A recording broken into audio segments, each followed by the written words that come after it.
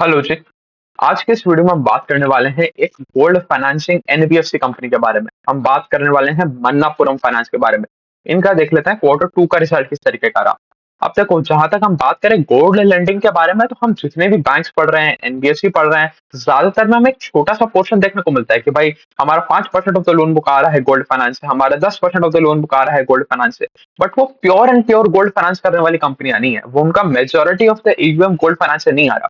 अब हम इसको गोल्ड फाइनेंस कंपनी क्यों बोल रहे हैं? ये अपना 50% से ज्यादा पोर्शन लेके आता है अपने गोल्ड लोन फाइनेंसिंग बुक में से। तो ऐसी हमारे पास सिर्फ तीन ही कंपनी है, और ये इसके ही पीयर ग्रुप कंपैरिजन हम इन्हीं तीन कंपनियों के साथ करेंगे। एक कंपनी हमारे पास मुथूट फाइनेंस, सबसे बड़ा player in terms of market cap. उसके बाद आ जाता है मन्नापुरम, और उसके बाद आ जाता है एचडीएफसी फाइनेंस। एचडीएफसी फाइनेंस बेचारा छोटा सा प्लेयर है, अभी 2-3 साल पहले ही उन्होंने स्टार्ट किया है। उसका क्वार्टर टू का एनालिसिस हम ऑलरेडी कर चुके हैं, वो जाके आप मेरी प्रोफाइल वाले सेक्शन में देख लेना, आपको देखने को मिल जाएगा।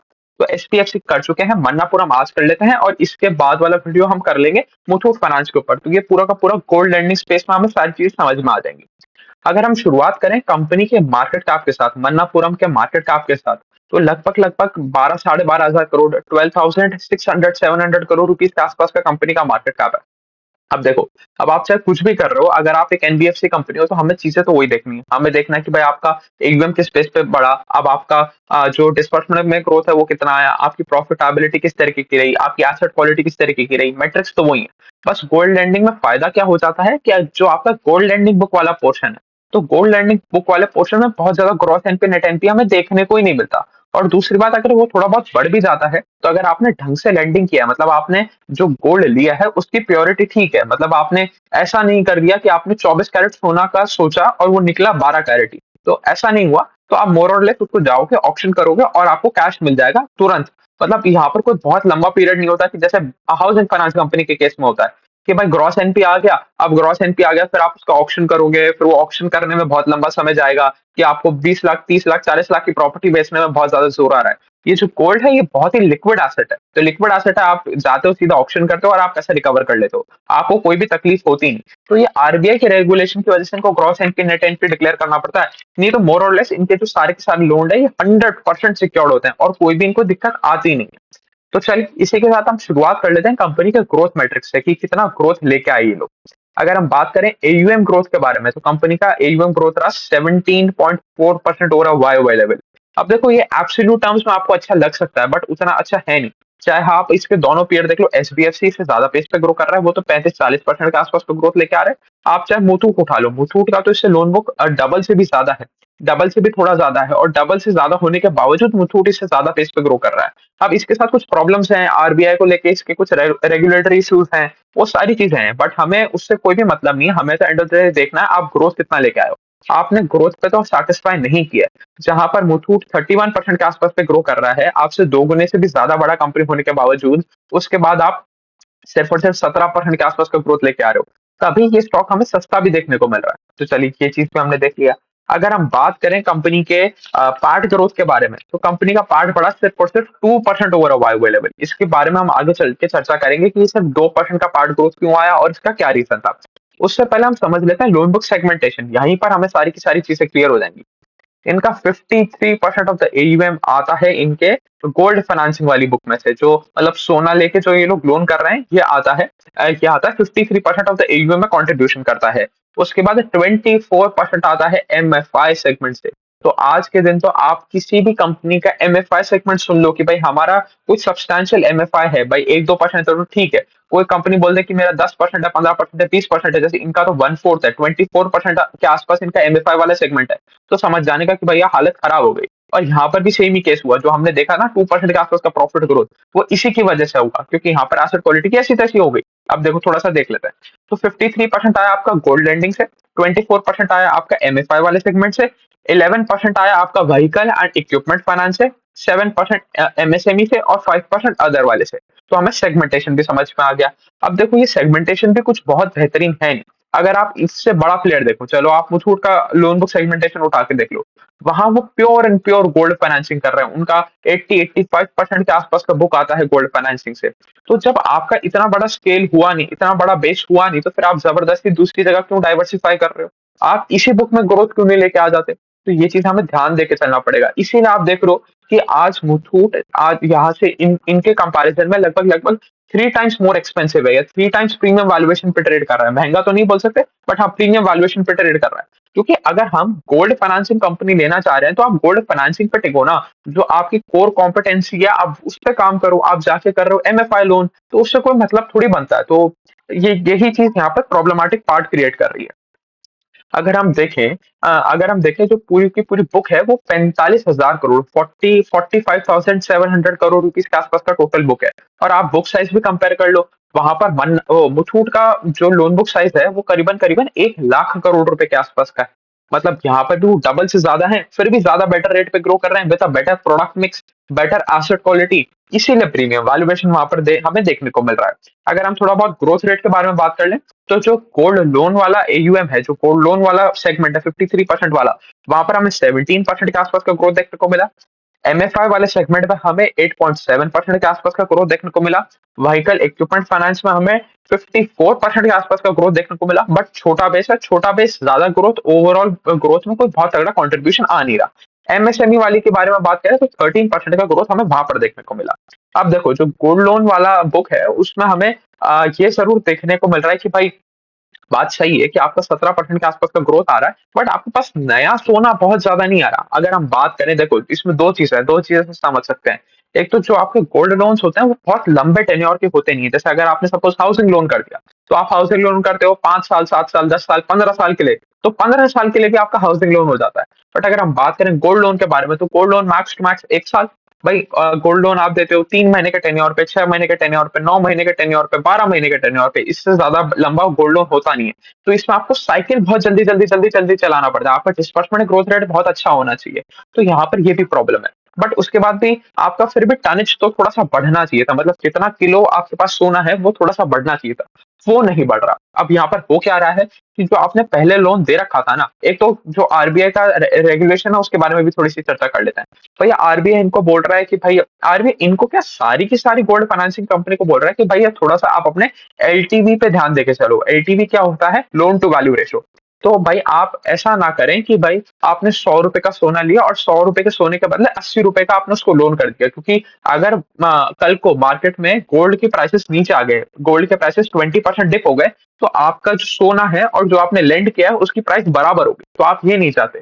तो इसकी वजह से क्या हो रहा है, आरबीआई इनको कह रहा है कि आप अपना एलटीवी थोड़ा सा नीचे करो। मतलब आप 100 रुपए का सोना लो और उसके बदले आप शायद 70 रुपए के आसपास का ही लोन करो। अगर आप गांव वाले एरिया में हो तो 70 रुपए के आसपास का लोन कर दो, शहर वाले एरिया में हो तो 60 रुपए के आसपास के लोन करो। तो 60% के आसपास अपना एलटीवी आप मेंटेन करके चलो।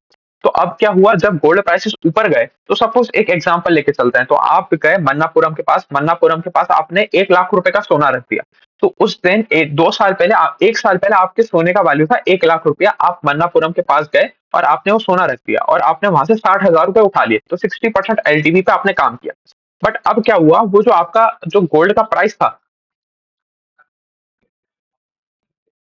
एक बार वापस स्टार्ट कर लेते हैं, है ना। तो जो आपका गोल्ड का प्राइस था वो 1 साल बाद क्या हुआ, बढ़ गया। वो जो आपने उस टाइम शायद 70,000 रुपए के भाव से सोना रखवाया था, वो आज 80,000 का भाव हो गया। तो सपोज एक अज्यूम करते हैं कि जो आपका 1 लाख रुपए का वैल्यू का सोने का था, वो 1 लाख रुपए से बढ़ के 1,20,000 रुपए हो गया। तो जो पहले मन्नापुरम में लेंड किया तो जो पहले मन्नापुरम ने लैंड किया था 60% एलटीवी के साथ, वो बैठे बैठे बिना कोई एफर्ट मारे वो वापस गिर गया है 50% एलटीवी के साथ। तो देखो वो एक चीज, 1 लाख रुपए का सोना आपने दिया था, 60,000 रुपए लिए थे, एलटीवी ऑफ 60%। ठीक है, अब वो सोने का वैल्यू 1 लाख से बढ़ के 1,20,000 हो गया। आपने अभी लिया तो 60,000 रुपए ही है, तो 60,000 रुपए लिया आपने, 1,20,000 का वैल्यू रखे। तो जो गोल्ड प्राइस इंक्रीमेंट हुआ इसकी वजह से इनका एलटीवी ऑब्वियसली नीचे आ ही जाएगा। और यहाँ पर भी हमें वही देखने को मिला। जो कंपनी पहले 63, 64, 65% के आसपास पे एलटीवी पे लोन दिया करती थी, इनका एलटीवी घट के रह गया है 58% के आसपास। तो ये एक अच्छी चीज है। सेकंड चीज क्या है, अब आप जब गोल्ड फाइनेंसिंग करते हो और आपका गोल्ड का भाव बढ़ गया, तो जो आपके पास सिक्योरिटी पड़ी है, जो सामने वाले का आपके पास कोलैटरल पड़ा है, उसका वैल्यू ऑटोमेटिकली बढ़ गया। तो आप कह सकते हो सपोज आपने आज के दिन 50% एलटीवी पे ही लोन दिया था। तो अब वहां पर एक और एग्जांपल ले लेते हैं कि भाई आप गए थे मन्नापुरम के पास वही 1 लाख रुपए का सोना लेने, और 1 लाख रुपए के बदले इस बार आप 50,000 रुपए लेके आए हो। अब क्या हुआ, 1 साल बाद जो सोने का भाव 1 लाख रुपए से बढ़ के 1,20,000 रुपया हो गया, तो मन्नापुरम वाला आपको फोन करेगा, कहेगा कि भैया आपको क्या 10,000 रुपए का और लोन और चाहिए क्या? तो मन्नापुरम ने बिना कोई एफर्ट मारे, बिना कोई नया कस्टमर एक्वायर करे, बिना कोई खर्चा करे, उसने अपना 10,000 रुपए का लोन और बढ़ा दिया, 10,000 रुपए का एटीएम और बढ़ा दिया, क्योंकि ये अप्रिशिएटिंग एसेट है। अभी तक तो हमें यही देखने को मिल रहा है कि गोल्ड एक अप्रिशिएटिंग एसेट है, तो आपके पास बैठे बैठे कोलाटरल का वैल्यू बढ़ जाता है और आप उसी उतने ही कोलाटरल पे उसी कस्टमर को एक एडिशनल लोन सेव देते हो, जिसकी वजह से आपके एयूएम में ग्रोथ आ जाता है। तो ये उस तरीके से एयूएम में ग्रोथ तो आ रहा है, बट कोई नया कस्टमर इनके पास ज्यादा आ नहीं रहा, ये यहाँ पर प्रॉब्लमेटिक पार्ट हमें देखने को मिल रहा है। अच्छा जी, चलो ये भी हमने देख लिया। अगर हम बात करें इनके कॉस्ट ऑफ बोरिंग के बारे में, तो इनका कॉस्ट ऑफ बोरिंग बाकी सारी एनबीएफसी कंपनी की तरह थोड़ा सा ऊपर गया बाय 20 बेसिस पॉइंट्स। तो ठीक है, ये तो नॉर्मल सी चीज है, अगर रेपो रेट्स ऊपर की तरफ है, इंटरेस्ट रेट थोड़े ऊंचे हैं, तो आपका कॉस्ट ऑफ बोरिंग ऊपर जाएगा, ये कोई ज्यादा प्रॉब्लमेटिक पार्ट नहीं है। पर इसमें से इन्होंने कुछ पोर्शन कस्टमर का पास ऑन भी कर दिए, इन्होंने अपनी यील्ड भी 10 बेसिस पॉइंट्स के आसपास से बढ़ा दी। तो आपका खर्चा बढ़ा, आपने कस्टमर का भी खर्चा बढ़ा दिया, आप अपने स्प्रेड्स को मेंटेन करने की आपने कोशिश जरूर करी, तो ये चीज भी हमने देख ली। अगर हम बात करें इनके आरओई के बारे में, तो इनका आरओई मेंटेन रहा 17% के आसपास का, और इनका आरओए है 5% के आसपास का। ये डिप है over a Y Y level, तो ये थोड़ा सा इन चीजों को हमें देख के चलना पड़ेगा। अगर हम बात करें एसेट क्वालिटी के बारे में, तो सारा का सारा पंगा यहाँ पर हुआ, इनका एसेट क्वालिटी खराब हो गया और बहुत तगड़े पेस पे खराब हुआ। अगर आप ओवरऑल कंपनी के पर्सपेक्टिव से देखोगे, क्योंकि देखो कहाँ खराब हुआ है, एमएसएमई वाली बुक में खराब हुआ है और एमएफआई वाली बुक में खराब हुआ है। एमएफआई कौन सी बुक हो गई, हमारी माइक्रो फाइनेंस लेंडिंग वाली बुक में खराब हुआ है। तो अब देखो क्या होगा, अगर आपकी वो वाली बुक में खराब हुआ आपकी एसेट क्वालिटी, तो आपकी ओवरऑल एसेट क्वालिटी तो डिटोरेट होगी होगी। वही चीज हमें यहाँ पर देखने को मिली, इसकी वजह से हमें पार्ट में कोई भी ग्रोथ देखने को मिला ही नहीं। अगर हम बात करें, आपका जो ग्रॉस एनपीए वो मूव कर गया from 1.6% to 2.4% over Y level, and net NPA from 1.4% to 2.1% over Y level. तो यहाँ पर चीजें खराब हो गई। अगर हम बात करें कंपनी के ज्योग्राफिकल प्रेजेंस के बारे में, तो कंपनी प्रेडोमिनेटली एक साउथ इंडिया बेस्ड लेंडर है। अभी भी इनका majority of the loan book आता है साउथ ऑफ इंडिया से, और स्पेसिफिकली वो जो आपका तमिलनाडु, कर्नाटका, महाराष्ट्र, इस वाले एरिया से इनका अभी भी सबसे ज्यादा रेवेन्यू आता है। चाहे लोन बुक की बात कर लो, चाहे रेवेन्यू के बारे में बात कर लो, 63% आता है इनका सदर्न मार्केट से, 10% आता है ईस्ट से, 10% आता है वेस्ट से, और 17% आता है हमारे नॉर्थ से। अगर हम बात करें ब्रांच एक्सपेंशन के बारे में, तो यहाँ पर भी कंपनी के लिए कोई अच्छी खबर है नहीं, क्योंकि इनकी जो टोटल नंबर ऑफ ब्रांचेस है ना, वो है लगभग लगभग 5,355 ब्रांचेस है कंपनी के पास। जिसमें अगर हम स्पेसिफिकली गोल्ड लोन ब्रांचेस के बारे में बात करें, तो 4 सवा 4 हजार के आसपास की गोल्ड लोन ब्रांचेस है, और इसमें हमें कोई ग्रोथ ही नहीं देखने को मिला है। जीरो ब्रांच एक्सपेंशन इस कंपनी का पिछले 4 क्वार्टर में। आप वाई वाई लेवल पे कंपेयर कर लो, एक नई ब्रांच नहीं खोली इन्होंने। आप चाहे क्वार्टर ऑन क्वार्टर लेवल पे कंपेयर कर लो, एक भी नई ब्रांच नहीं खोली इन्होंने। अगर हम बात करें नॉन गोल्ड लोन ब्रांचेस के बारे में, तो वहां पर हमें थोड़ा बहुत फिर भी एक्सपेंशन देखने को मिला है। वो ब्रांचेस बढ़ गई हैं फ्रॉम 1242 टू 1311। वो वहां पर उन्हें 60-70 ब्रांचेस के आसपास खोली है, बट कोई तगड़ा ब्रांच एक्सपेंशन रेट भी नहीं है। तो आप एक ऐसा गोल्ड लोन कंपनी हो जो जिनका एक माइक्रो फाइनेंस सेगमेंट में बहुत ज्यादा एक्सपोजर है, उसकी वजह से आपकी एसेट क्वालिटी खराब हो चुकी है। आपने एक्सपेंशन भी उसी सेगमेंट में किया है। आपका जो कोर बिजनेस है गोल्ड लोन वाला, उसमें आपने कोई एक्सपेंशन नहीं किया, ना ब्रांच एक्सपेंशन किया। इसकी वजह से आपके वहां पर नया कस्टमर आ नहीं रहा, आपका गोल्ड लोन का टनेज बढ़ नहीं रहा, मतलब जितना किलो आपके पास सोना आ रहा था उसमें कोई इंक्रीमेंटल पेस ऑफ ग्रोथ आ नहीं रहा। तो प्रॉब्लम्स हमें यहाँ पर देखने को मिल रहा है। अच्छा जी, चलो उसके बाद भी अगर हम बात करें स्पेसिफिक सेगमेंट के बारे में बात कर लेते हैं, जो पेन पॉइंट सेगमेंट्स है। इनका एमएफआई वाले के बारे में बात कर लेते हैं। देखो इनके एमएफआई वाले में क्या हुआ, इनका जो ग्रॉस एनपी है वो बढ़ गया टू 4.3% फ्रॉम 3%। तो 3% से 4.5% के आसपास का आपका ग्रॉस एनपीए पहुंच गया, और 1.4% से 2% के आसपास का आपका नेट एनपीए पहुंच गया। तो यहाँ पर प्रॉब्लम आई, इसकी वजह से आपको क्या करना पड़ा, आपको प्रोविजंस बढ़ाने पड़े। अब देखो इसमें कंफ्यूज नहीं होना, ये हमने बात करी इस पर्टिकुलर सेगमेंट के बारे में, माइक्रो फाइनेंस लोन्स के बारे में हम बात कर रहे हैं इस ग्रॉस एनपीए के बारे में। जो पिछला ग्रॉस एनपीए हमने देखा था वो पूरी कंपनी का ओवरऑल कंसोलिडेटेड लेवल पे एसेट क्वालिटी था। अब यहाँ पर क्या हो रहा है, अगर आपके ग्रॉस एनपी नेट एनपी बढ़ रहा है, इसका मतलब आपको क्या करना पड़ेगा, आपको प्रोविजंस बढ़ाने पड़ेंगे। आपको प्रोविजंस बढ़ाने पड़ेंगे, इसका मतलब क्या है, आप अपने ऑपरेटिंग प्रॉफिट में से पैसा निकाल के साइड रखोगे। अगर आप अपने ऑपरेटिंग प्रॉफिट में से पैसा निकाल के साइड रखोगे तो आपको क्या देखने को मिलेगा, आपकी पार्ट में कमी देखने को मिलेगी, आपका पार्ट ग्रोथ ढंग से आ नहीं पाएगा, और वही चीज हमें यहाँ पर देखने को भी मिल रहा है। अगर हम बात करें, इनका net interest income went up by 17.4% over a YoY level, operating profit went up by 21% over a YoY level. 21% के आसपास का ऑपरेटिंग प्रॉफिट का ग्रोथ था इस कंपनी का, बट उसके बाद भी पार्ट में सिर्फ 2% के आसपास का ग्रोथ आया है, क्योंकि जो कंपनी के प्रोविजंस थे, कंपनी के प्रोविजंस 120% के आसपास से बढ़ गए, डबल से भी ज्यादा हो गए इस कंपनी के प्रोविजन। तो इसकी वजह से इनकी बिल्कुल जो पार्ट है या प्रॉफिटेबिलिटी है उसकी ऐसी तैसी हो गई। उसके बाद इनका जो आरबीआई से एक पंगा भी चल रहा है। आरबीआई ने इनके माइक्रो फाइनेंस वाले डिवीजन में लैंडिंग करने से मना कर दिया, कि बोले अब आप कोई फर्दर डिस्बर्समेंट नहीं करोगे। तो एक तो वो बुक की वैसी ऐसी तैसी हुई भी है, उसके ऊपर आप उसमें ढंग के लोन देके उसको सुधार भी नहीं सकते, उसमें ग्रोथ भी नहीं लेके आ सकते, वहां पर भी बैंड बज रहा है। बट हाँ, उसके लिए लोग कह रहे हैं कि भाई हमने आरबीआई से बात करी है, उनको इस महीने रिक्वेस्ट करिए, हो सकता है हमें नेक्स्ट मंथ तक अप्रूवल मिल जाए, हम वापस सारी चीजें नॉर्मलाइज कर देंगे। और जब मैनेजमेंट से गाइडेंस के बारे में पूछा जाता है तो मैनेजमेंट कहता है कि भैया अगर अगर सारी चीजें नॉर्मलाइज हो जाती हैं, मतलब हमारा एमएफआई वाला सेगमेंट भी खुल जाता है, हमारा गोल्ड लोन वाला सेगमेंट भी ढंग से परफॉर्म करने लग जाता है, तो हम 12 to 15% के आसपास का ग्रोथ डिलीवर कर सकते हैं।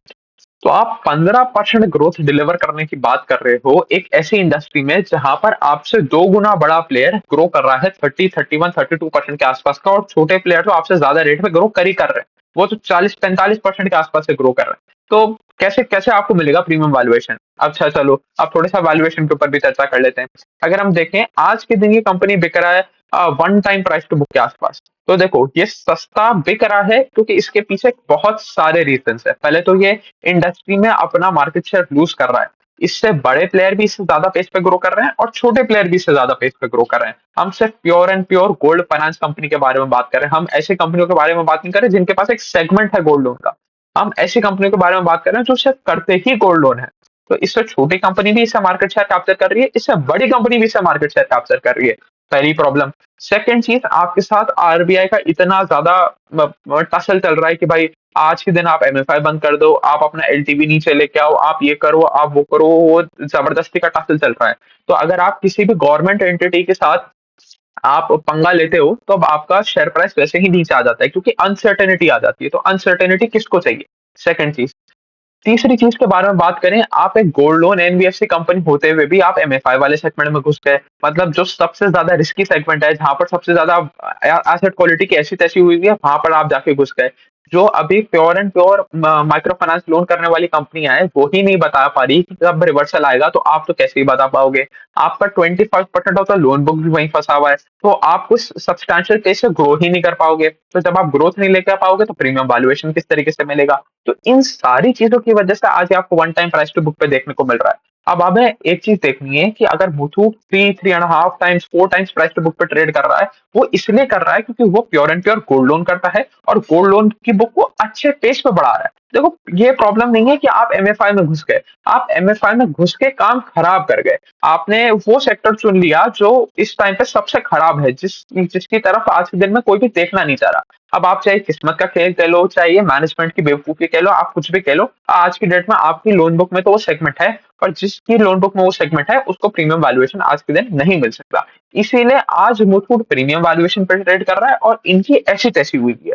तो इसलिए हम ये नहीं कह सकते कि मन्नापुरम सस्ता है, मुथूट महंगा है। वो मुथूट महंगा होने का एक कारण है क्योंकि वो अच्छा ग्रोथ दे रहा है, अच्छा सेगमेंटेशन है, अच्छा प्रोडक्ट मिक्स है, और अच्छी प्रॉफिटेबिलिटी के साथ वो लोग ग्रो कर रहे हैं। तो चलिए, मोटा मोटी यही था मन्नापुरम फाइनेंस के बारे में। अगले वीडियो में हम चर्चा कर लेंगे मुथूट फाइनेंस के ऊपर, और जिससे हमारे पूरा का पूरा गोल्ड लैंडिंग वाला सेगमेंट खत्म हो। अभी के लिए इतना ही रखते हैं। Thank you.